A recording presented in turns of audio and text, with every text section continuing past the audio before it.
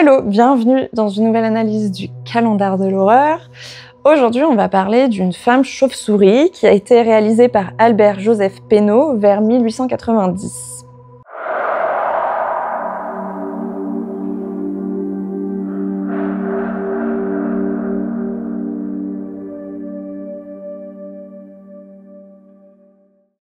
Alors pourquoi je vous ai choisi ce tableau? En fait, la femme chauve-souris, ce qui est assez intéressant avec elle, c'est qu'elle va combiner deux iconographies, celle de la sorcière, mais aussi celle du diable. Ici, sur l'œuvre, elle a totalement une beauté idéale qui correspond au canon académique, c'est-à-dire qu'elle est jeune, qu'elle est mince, qu'elle est blanche, qu'elle est imberbe, comme une statue de marbre. Et en fait, elle va avoir tous les codes de la femme fatale.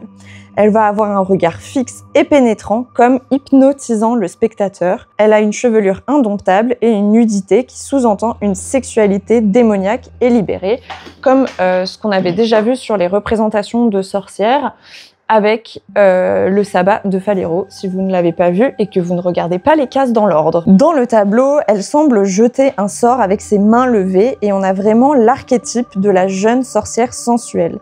Elle ne s'élève pas dans les airs avec un balai, mais à l'aide des ailes de chauve-souris, qui sont un attribut du diable et non de la sorcière, comme ce que je vous racontais un petit peu plus tôt. Pour ce qui va être de la symbolique de la chauve-souris, c'est un animal hybride, non visible le jour, seul mammifère pouvant voler, et perçu comme une anomalie de la nature dans les civilisations européennes et méditerranéennes. Par exemple, chez des philosophes antiques, la chauve-souris, elle est déjà très mal perçue. Pour Ovide, c'est un animal maudit. Pour Ésope, c'est un animal fourbe. Et évidemment, on va le retrouver dans le bestiaire diabolique dans le christianisme. Et cette iconographie du diable avec des ailes, elle va se développer au XVe siècle. Et ça va être repris par des artistes qu'on a déjà étudiés ici, les fameux romantiques.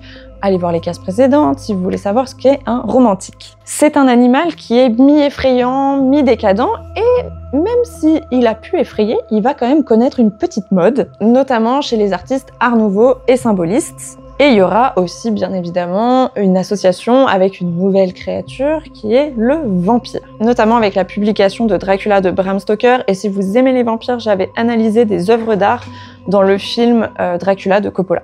Et notre cher Pénaud, il est aussi spécialisé vraiment dans la nudité féminine avec des éléments fantastiques, ce qui va lui assurer un succès commercial puisqu'on l'avait déjà vu, fin 19e, on a cette petite mode de l'occultisme et ce genre de tableau, il y a une clientèle qui va acheter ça. Donc voilà pour cette œuvre et on se retrouve après-demain pour la suite.